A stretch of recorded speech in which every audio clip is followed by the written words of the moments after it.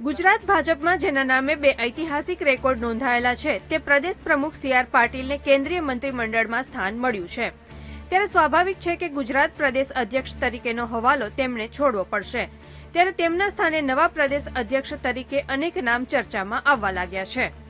દિવ્ય ભાસ્કરને મળેલી માહિતી અનુસાર ગુજરાતમાં નવા પ્રદેશ અધ્યક્ષની નિમણૂક ન થાય ત્યાં સુધી કાર્યકારી પ્રદેશ અધ્યક્ષ નિમાઈ શકે છે। આ માટે હાલના ગુજરાત ભાજપના મહામંત્રી અને પૂર્વ ગૃહ રાજ્યમંત્રી રજની પટેલને સૂચના અપાઈ હોવાનું મનાય છે। બીજી તરફ ભાજપનો ઇતિહાસ રહ્યો છે કે ગુજરાતમાં પાટીદાર મુખ્યમંત્રી હોય ત્યારે ક્ષત્રિય પ્રદેશ અધ્યક્ષ બને છે ત્યારે આ વખતે પણ ક્ષત્રિય સમાજમાંથી પ્રદેશ અધ્યક્ષ બનાવાય તો પ્રદીપસિંહ જાડેજા, ભૂપેન્દ્રસિંહ ચુડાસમા કે ઇન્દ્ર વિજયસિંહ જાડેજાના નામ પર કળશ ઢોળાઈ શકે છે। પ્રદેશ પ્રમુખનું પદ ઓબીસી સમાજને મળે તો હાલના અધ્યક્ષ શંકર ચૌધરી, જગદીશ વિશ્વકર્મા, ભરત ડાંગર અથવા તો દિનેશ નાવાડિયાના નામ પર પસંદગી થઈ શકે છે જ્યારે આદિવાસી થિયરી ઉપર ભાજપ વિચારણા કરે તો ગણપત વસાવા અને નરેશ પટેલના નામનો પણ સમાવેશ થઈ શકે છે।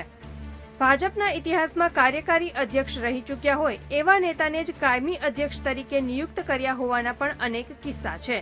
એ જોતા હાલ રજની પટેલને કાયમી અધ્યક્ષ બનાવવાની સંભાવના વધી જાય છે। કડવા પાટીદાર નેતા રજની પટેલને સંગઠનની કામગીરીનો અનુભવ છે। તેઓ નિર્વિવાદિત ચહેરો છે અને નમ્ર વ્યક્તિત્વ ધરાવે છે। વાત સી.આર. પાટીલની કરીએ તો વર્તમાન ચૂંટણીમાં આખા ગુજરાતમાં સૌથી વધુ મતની લીડ સી.આર. પાટીલને મળી છે। તેઓ 7,73,551 મતે વિજેતા થયા છે।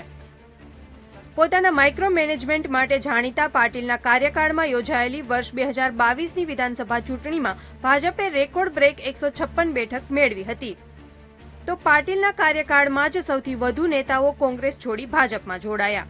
કપરા સંજોગો છતાં જીત કેવી રીતે મેળવવી તેની યોજના ઘડી લેનારા પાટીલને હવે મોદી કેબિનેટમાં સ્થાન આપવામાં આવ્યું છે।